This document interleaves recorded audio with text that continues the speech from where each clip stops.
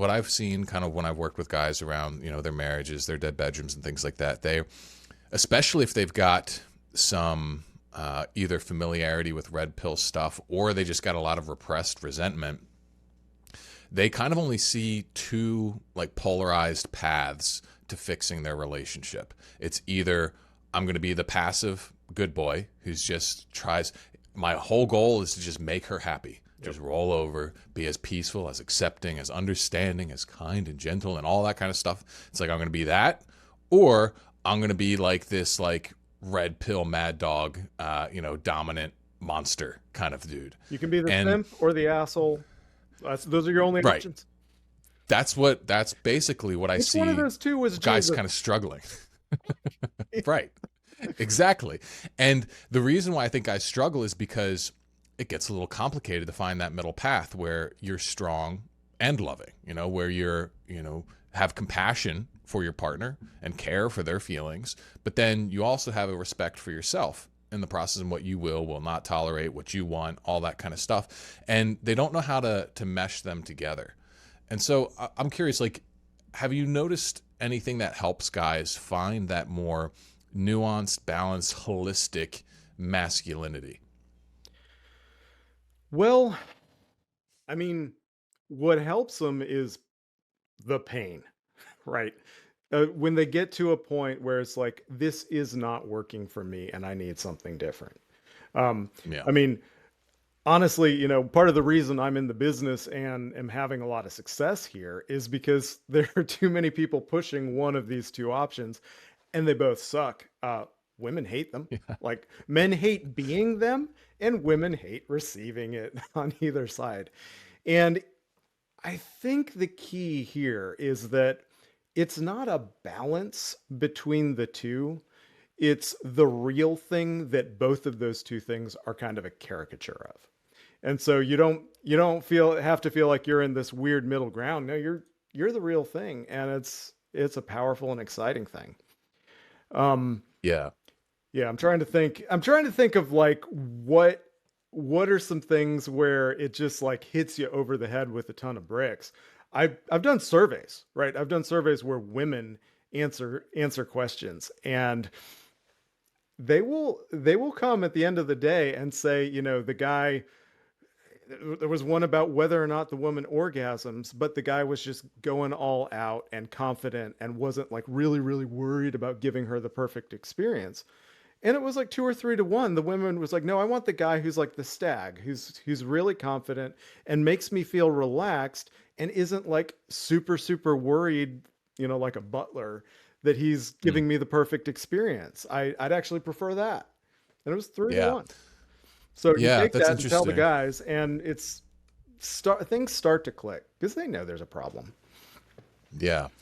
Um, and I think it shows up too in like, even like especially around conflict as well. Like I was just coaching this guy and he's got, a very contentious relationship with his wife at the moment.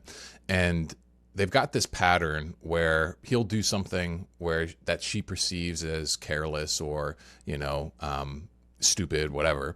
Like, if he's cooking food and he makes a little mess, she'll come in and she'll be like, hey, what's going, you made a mess. Okay.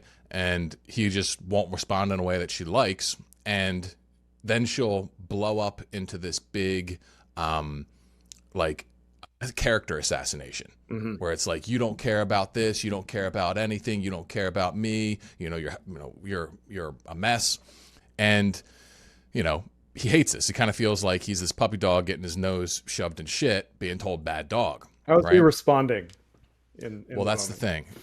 It's a lot of times he'll either, he just has, I have to roll over and just submit and be, I'm so sorry. I'm so sorry. I'm so Mhm. sorry. But then that builds up resentment and then he blows up, like throw shits all over the floor, yell at her, like that kind of thing. And then it's all And about that. It's all, how could you do that? How could you talk to me that way? Right. right. And so what he's like, what the challenge is for him is like being able to admit when he is wrong on something, particularly in the finite, but learning how to draw the line in terms of, hey, I'm not a fucking puppy dog. Okay. Like there's a certain level of respect that we both need to honor here. And as soon as like the conversation moves into that point, I'm out. Right. So it's like there's this kind of hard line assertiveness, but then there also has to be a legitimate taking ownership of where you do screw things up. I mean, like, I don't think women genuinely respect that. You know, there's this idea for the macho guy who never admits he's wrong and, you know, he never makes a mistake, Yeah, they etc. love that. They love that. Yeah. Yeah. Well, It's like, there was a guy he was talking about a situation like that. He was one of the guys in my coaching community who's talking to some of the new recruits who was describing just that situation, Mark. And it was like she came in, is like, don't put the baby down. That toy was on the other side of the room, and he could have, this toy for babies, the baby could choke on. And he's like, I either okay, or I like start arguing with her, but this is kind of her turf. And it's like, I don't have a good option here. And the one guy is like, no, what you do is you like throw yourself over the toy like it's a grenade and be like, oh my gosh, hon, you're right. Like, you have fun with it. He talked about a time where his wife was like, no, don't park here. This is a bad parking space. Park that. And he's like, oh, you're totally right. And he like starts parking in every parking space in the thing. Oh, wait, there's an old Band-Aid on this one. It's no good. And it's just like, can you have fun? Or are you acting like you're just like, this is a threat? And that's really the question of frame in this situation. You may not like her second guessing you, but are you acting like this is a threat to you? right. And so that's an interesting point though, is like, is there a line with that where the interaction has gotten bad enough to where the being humorous seems like you're kind of disconnected from reality, and maybe even disconnected from like just like appropriate norms and morals and that kind of thing. Well, you have to work from where you are, right? But you want to take one step closer in that direction. And I think for a lot of guys, you're talking about what do you do with men who see there are only two options? It can be hugely helpful to even know that there's a third option out there and to flesh that third option out. Wow, in a marriage where sparks are flying, she'll poke at him and he'll like grin, oh, it's on, baby. And like coming up with little humorous things to reply to show you're not threatened, to kind of take it and roll with the punches. That's a lot of fun, and that such things exist, even if it's not, oh, okay, we can have that tomorrow.